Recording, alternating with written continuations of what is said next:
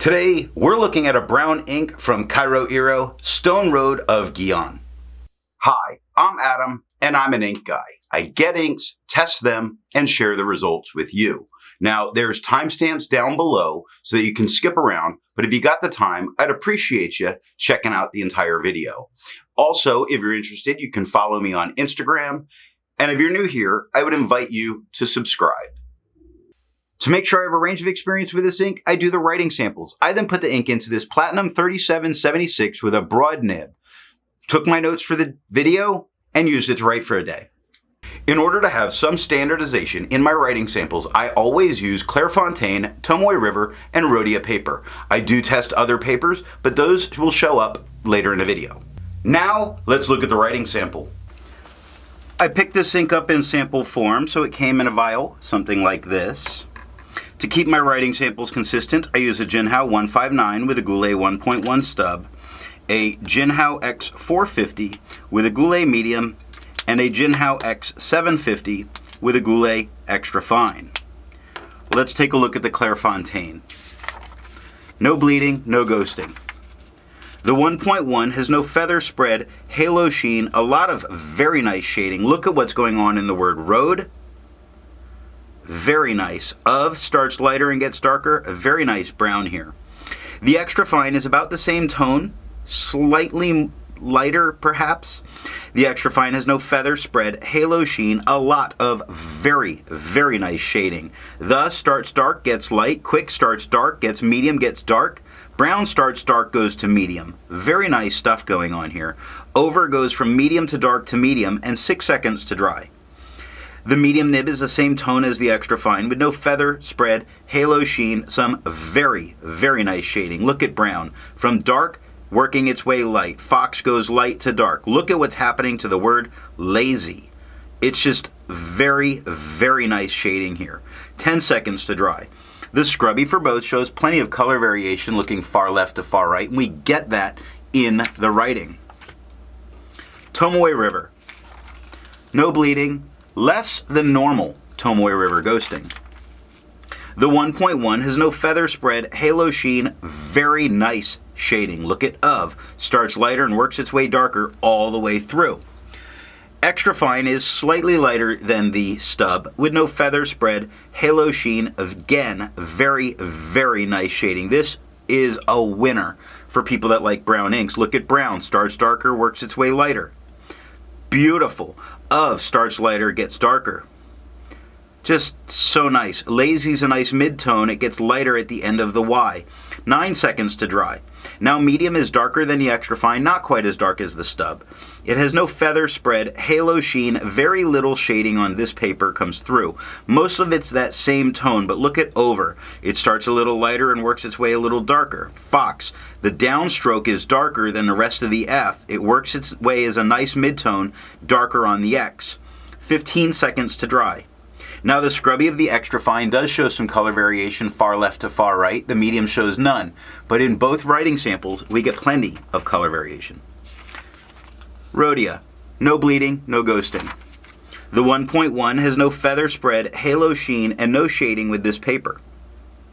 The extra fine is lighter than the stub with no feather spread, halo sheen, and very nice shading. The goes light to dark. Quick goes light to dark. Brown goes dark to light. Beautiful. Just absolutely beautiful. Lazy's light to dark. Dark to light. 7 seconds to dry. Medium is darker than the extra fine, about the same tone as the stub. The medium has no feather spread, halo sheen, or shade. 10 seconds to dry. Scrubby of the extra fine shows plenty of color variation, and we are getting plenty. And the medium shows none, and we had none. I agree with Vita. I've learned a lot by doing multiple chromatographies. The one on the left is done the way it's supposed to be done. I put a line of ink down and immediately put it into water for 10 to 15 seconds. And we see this brown work its way all the way up. It is just a brown, but then when you get to the very top, you see the hints of this orange that's in with this ink that I think is giving it very nice shading. The one on the right, I let dry for 10 minutes before I dunk it into water.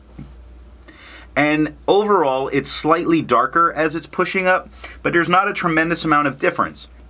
That orange at the top is certainly more noticeable here than it was in the original chromatography. Resistance tests are done to see how well this ink can be expected to perform on the page and how hard it may be to clean from your pen. I let the smear dry for 3 days before I test it. Looking at the highlighter, I wouldn't want to use this in a note-taking situation. There's an awful lot of blowout, fuzziness, and feathering going on. I wouldn't use it if I have to go back and highlight. Water is reactivating and lifting this ink up off the page. Now it's not 100% off, that's only 30 seconds of the water just sitting there. I do think that given a little bit more time, water's all that it would take. If it didn't, pen flush is completely obliterating it with only 30 seconds. It's not 100% gone, but you easily see a lot of the white of the paper coming through. Now there's going to be no need to use a 1/3 bleach solution, but it does completely obliterate it. I test the viscosity or flow using a tilt test, which I'm going to link the video showing how I do that. For the inks I've tested, I have found an average viscosity of 2.5, with the realm of normal being from 2.1 to 2.9. Kyo Iro's Stone Road of Gion has a viscosity of 2.77, making it normal. To find my average dry times, I use my writing samples done on Clairfontaine, Tomoe River, and Rhodia paper. I average all 6 of those numbers. Now, for the inks I've tested, I found an average dry time of 17 seconds, with the realm of normal being from 13 to 21 seconds. Kyo Iro's Stone Road of Gion has an average dry time of 10 seconds, making this a faster drying ink. Instead of finding inks that look like Kyo Iro's Stone Road of Gion, I would prefer to find an ink that complements its color on the page. And I wanted a nice dusty blue. I chose Birmingham Pen Company's Smithfield Street Bridge Truss Blue.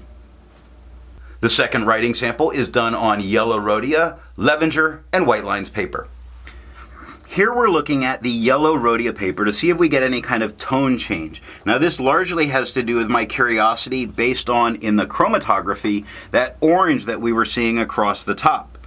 And what I get to see here is the white compared to the yellow on the medium is a little bit lighter. Same with the stub, it's a little bit lighter. Now the extra fine is largely unaffected, but in the medium and the stub, it does lighten up this ink just a little bit. Levenger paper. No bleeding, no ghosting.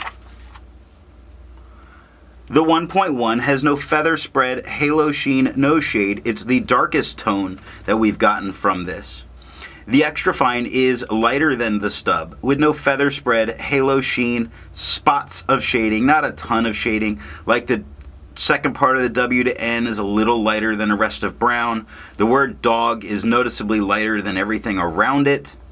So there is some shading here, just not a ton on the Levenger paper. 5 seconds to dry. Medium is darker, almost as dark as the stub, with no feather spread, halo sheen, a couple spots of shade that kind of show up, like over starts a little lighter, gets a little darker.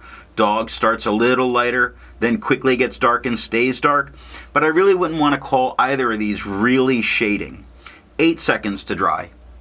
The scrubby for the extra fine, far left to far right, does show the slightest bit of color variation, but we didn't get a lot, so that about matches. The medium shows none, but we did see the tiniest bit in the writing.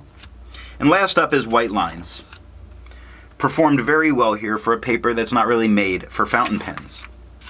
It had no bleed, no ghost. The 1.1 has no feather spread, halo sheen, and no shade. Not an attractive brown here. The extra fine is slightly lighter than the stub, with no feather spread, halo sheen, no shade, 4 seconds to dry. Medium is a much darker tone than any other ink on the page, with no feather spread, halo sheen, no shade, 6 seconds to dry. The scrubby of the extra fine, far left to far right, does show some color variation, although we didn't get it. The medium showed none, and we got none, and that is all that I have for the writing sample. So what do I think of Kyo Iro's Stone Road of Gion? There's so many great shades of brown that are going to come out in this writing that it just shows why I enjoy brown inks so much. This is absolutely fantastic to write with. What pen and nib would give you the best writing experience with this ink? I prefer wet broad pens. It still gives you all of the color variation and puts enough down to keep it dark enough without any problem to read from the page. If you've enjoyed this video and made it this far, I'd appreciate a thumbs up, and if you didn't like it, give me a thumbs down and tell me why. Thanks for watching.